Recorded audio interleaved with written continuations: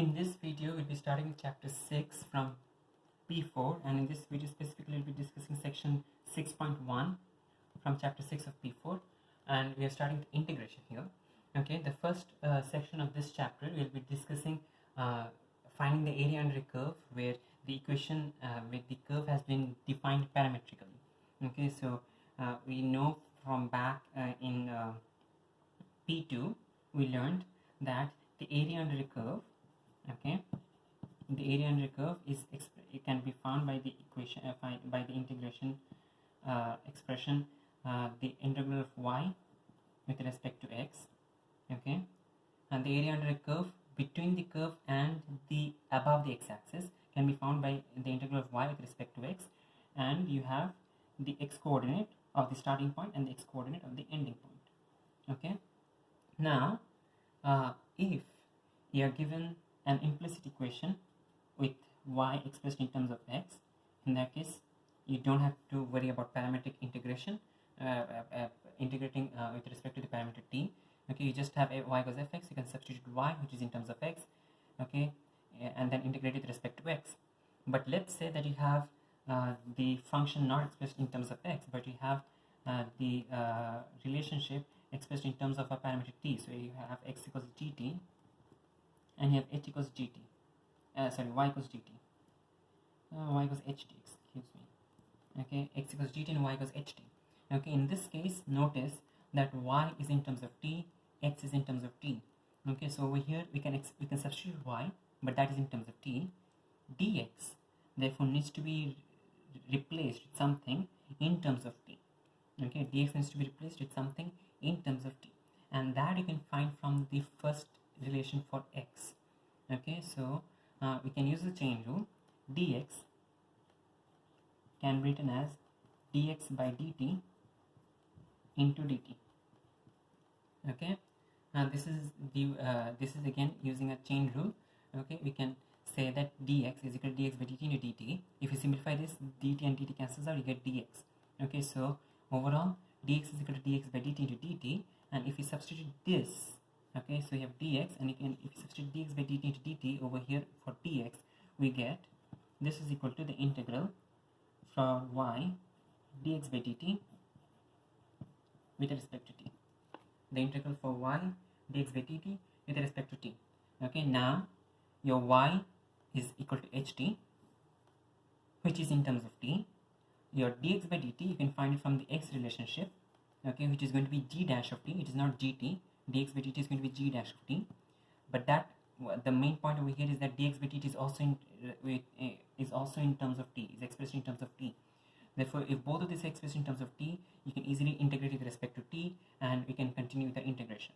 Okay, so overall, to summarize, if your equation is expressed in parametric form, in that case you need to use this modified version, okay, where you have y dx by dt into dt, okay, so that y dx by dt are all in terms of t, and you can integrate this with respect to t. Now one thing though, okay, to notice is that if you have your limits xa and xp over here, since you're integrating with respect to t, okay, our variable is t, and therefore we do need to find the t values for those x values. Okay, so xa is not going to be acceptable, xb is not going to be acceptable. You need to find ta and tb, okay, and then we can substitute t and tb into the final answer, final integrated answer to continue finding the numerical value of the answer. Alright, so let's consider an example. In this first example, we will be considering example 1. Okay, in example 1 we have x equals t, y equals 3t square, x equals t, y equals 3t square, and you're asked to find the area of the curve, area under the curve, okay, above the x-axis, okay, from t equals 1 till t equals 2.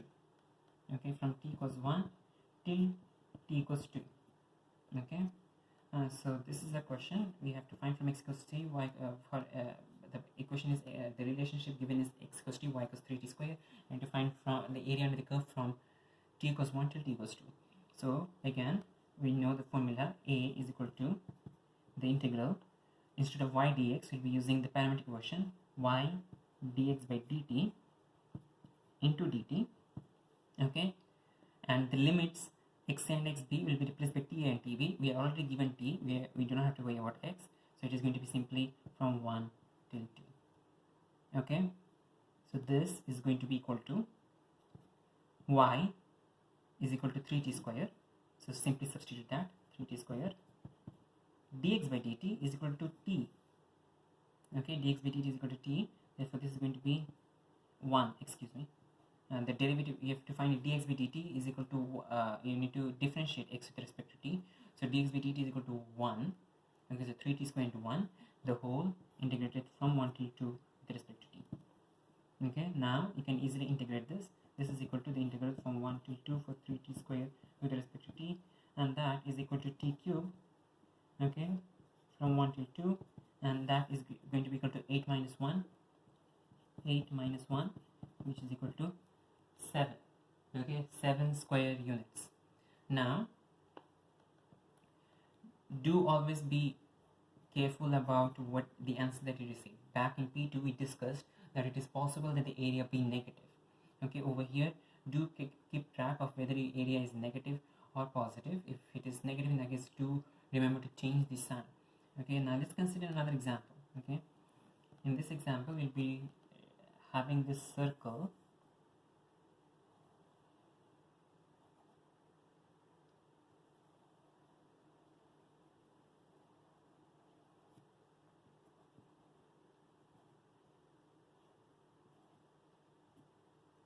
We have this circle with radius r.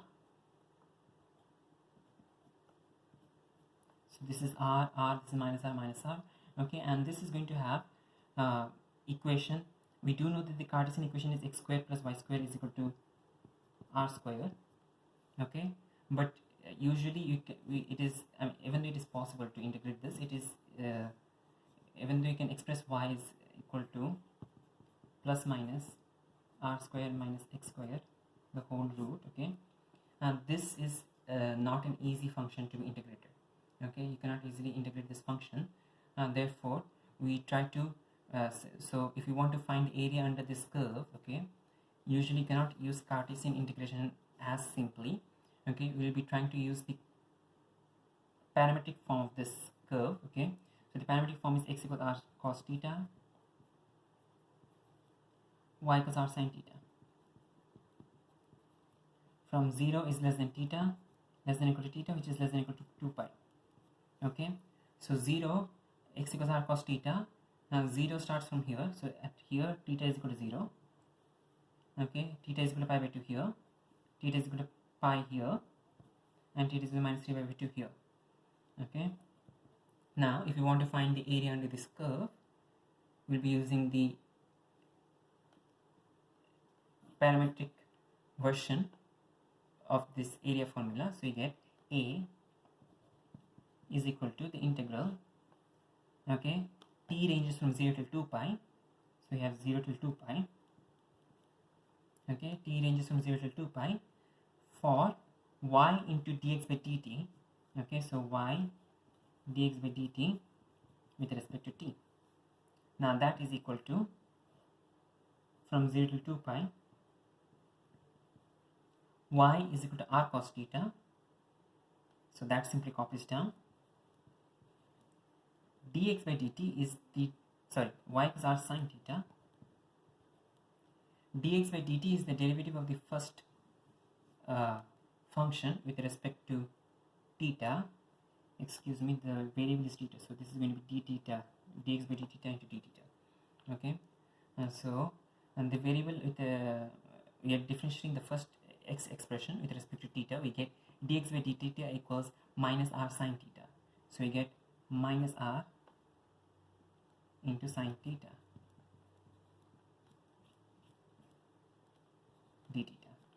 Okay, so again repeating what we wrote over here, we wrote, okay, this is the integral from 0 till 2 pi for minus of r sin theta. Okay, this r, the first r sin theta came from the y expression. The second r sin theta, actually minus r sin theta comes from differentiating the x expression. Okay, so minus r sine theta, the whole with respect to theta. Okay, now let's simplify this expression. Notice that r is a constant. Okay, r is a constant, so since r is a constant, we can take r out. We get minus r square into the integral of 0 to 2 pi for sine square theta with respect to theta. Okay, now what's the next step? Notice that we know the derivative of sine theta, but we do not know the derivative of sine square theta. Okay, we do not know the derivative of sine square theta, we don't know the derivative of sine theta.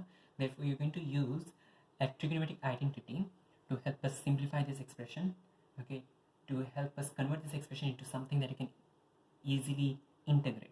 Okay, we know from trigonometry using the cos 2 theta formula that cos 2 theta is equal to 1 minus 2 sine square theta.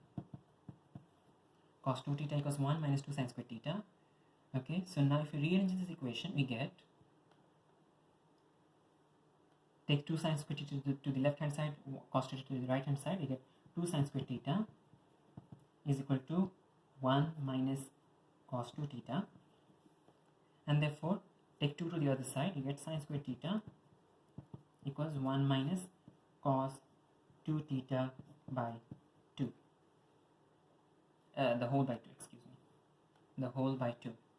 Okay, so now I can replace sine square theta with this expression over here, and therefore this becomes now minus r square into the integral from 0 to 2 pi, okay, for 1 minus cos 2 theta the whole by 2 with respect to theta. 1 minus cos 2 theta the whole by 2 with respect to theta. Now notice that we have replaced sine square theta with cos 2 theta. Sine square theta we could not integrate that, but cos 2 theta we can definitely integrate this because there is no square involved here. This is going to be simply half of sine 2 theta. Okay, you can easily integrate this. We learned integrating trigonometric functions back in P3. Okay, so this you can easily integrate. Now, so we continue integrating this. Notice that the by 2 over here is a simple constant, so you can take this by 2 out. You get minus r squared by 2. Okay, continuing, we have 1 minus cos 2 theta to integrate. 1 integrated becomes theta. Minus cos 2 theta becomes minus half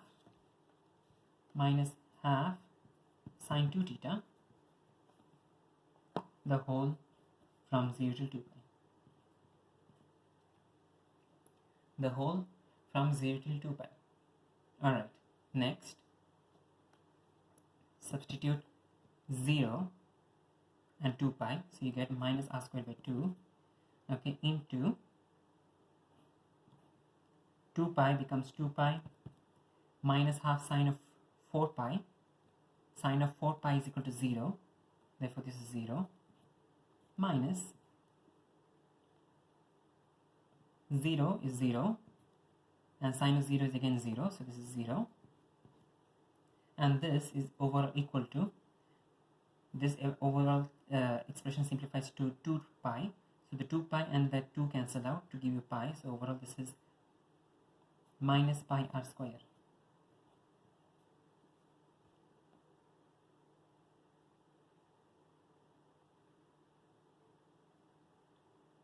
Okay, so notice you have minus pi r square. The area needs to be positive, therefore you're going to take the modulus of this value and you're going to get pi r square. Okay, now another thing that you can take, notice over here is that notice that there's some area above the x-axis and there's some area below the x-axis. Okay, so since there's some area above the x-axis, some area below the x-axis, so is this function taking care of it? Okay, if we have that particular doubt, we could actually break this integral into two parts. Okay, we could do the 0 till pi in one part, and you could do the pi till 2 pi in the second part. Okay, the 0 till pi in the first part and pi till 2 pi in the second part. Over here, the reason we got minus pi r square is actually because the 0 till pi gave you minus half pi r square, and this one, okay, give you the other minus half pi square. Okay, so over here, back in P2, we learned that if you have a positive area and you have a negative area, in that case, try to evaluate the positive area separately, try to evaluate the negative area separately, and then add the magnitudes together. So over here, let's try to use the same concept. Okay, so from 0 till pi, we're going to use the same formula. A equals the integral from 0 till pi for y dx by d theta with respect to theta. Okay, so from 0 till pi, we get y into dx by theta with respect to theta. Okay, this is going to be the positive part above the x-axis. Okay, positive part above the x-axis. So if you evaluate this, y is the same r sine theta, x is the same minus r sine theta. It's going to be the same expression here. It's going to be the same expression here. It's going to be the same expression here. The integral is the same, just the limits are different. So the answer is the same, just the limits are going to be different. So we have minus r squared by 2 into theta minus sine theta by 2, sine 2 theta by 2 from 0 to pi. Okay, from 0 to pi, if you substitute this, you get minus r squared by 2 into pi minus sine 2, sine of 0 is 0 again. So 0 minus 0 minus 0. Okay, so this overall becomes minus pi r squared by 2. Okay, so notice that even though the area over here is above the x-axis, the answer we got was negative. And this was because, okay, we did the evaluation from 0 to pi. In other words, we moved left. Okay, we moved from theta equals 0 to theta equals pi. That's why we got this answer. Okay, so since we moved left instead of moving from left to right, okay, we got the negative answer. So it doesn't make a difference as long as if you get such an answer, take the modulus of that. Okay, take the modulus of the entire thing and you'll be getting the positive area. Okay, so whenever you have a negative area, take the modulus, you get the positive area. Now for the other part, a is equal to the integral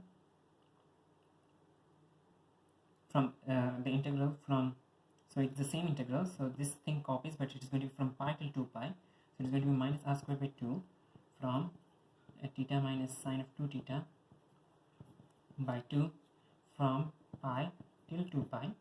Okay, and if you simplify this expression, you get minus r squared by 2 into 2 pi minus 0.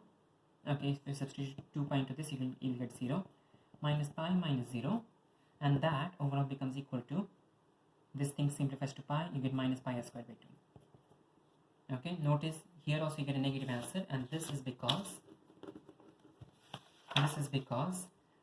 in this case you're moving from left to right, so you're moving the right direction. You're moving from pi till 2 pi, we're moving from left to right, but the area is below the x-axis. That's why we get the negative sign over here. But again, it does not matter, as long as you get the area, take the modulus of the entire thing and you get pi r squared by 2.